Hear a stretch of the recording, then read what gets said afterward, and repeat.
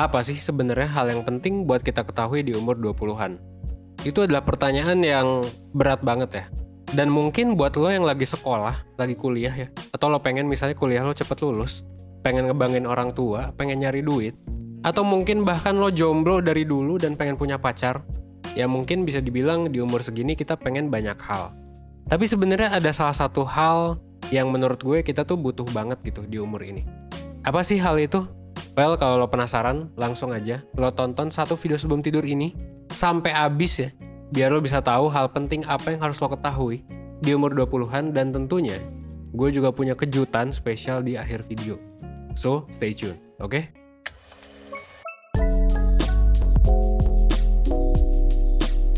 Sebenarnya ada banyak teori yang ngejelasin soal hal yang gue bilang tadi. Tapi khusus di video ini gue bakal jelasin apa yang lo butuhin di umur 20-an itu pakai teorinya Erik Erikson. Saha eta teh Erik Erikson teh? Jadi Erik Erikson adalah seorang ilmuwan yang terkenal dengan teorinya tentang psikologi perkembangan. Teorinya itu dinamakan perkembangan psikososial. Nah, di teori ini, Erikson itu bilang kalau seseorang itu akan melalui 8 tahap, ya 8 krisis perkembangan dari bayi sampai dengan dewasa. Jadi bayi juga mengalami krisis ya, bukan cuma lu gitu.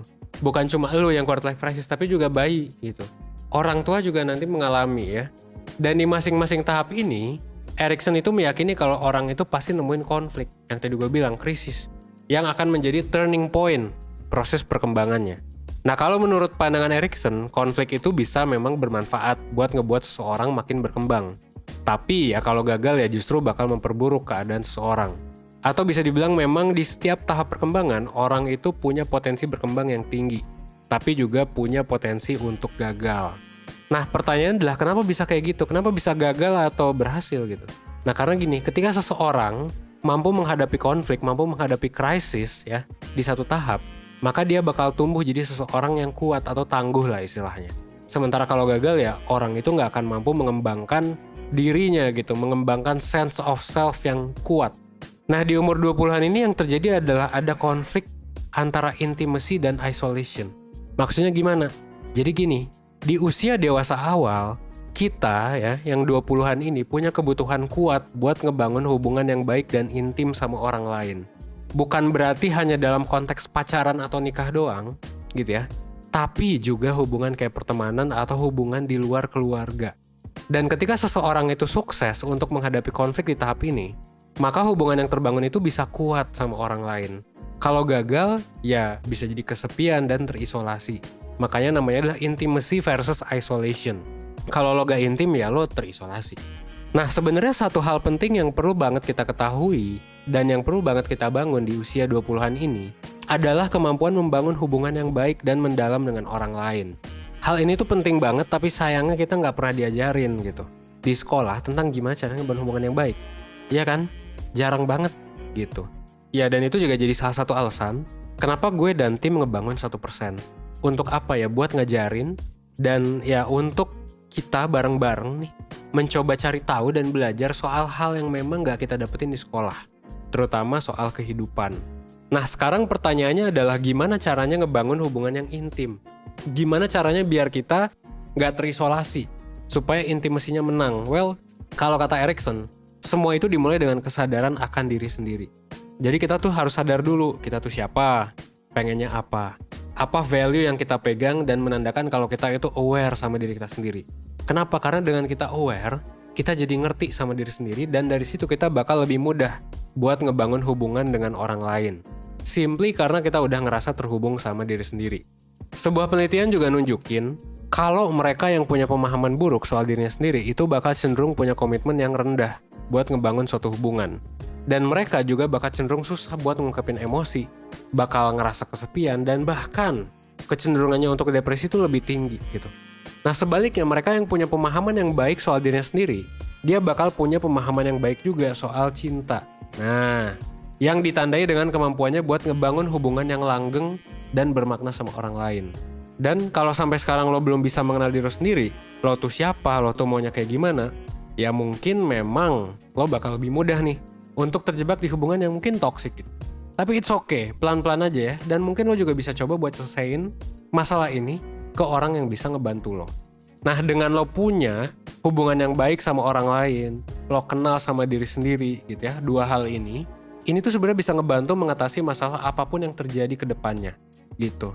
Hampir semua masalah lah bisa teratasi karena emang fasenya kita lagi mikirin ini. Termasuk kalau misalnya lo sekarang lagi mengalami QLC atau quarter life crisis di umur 20-an ini.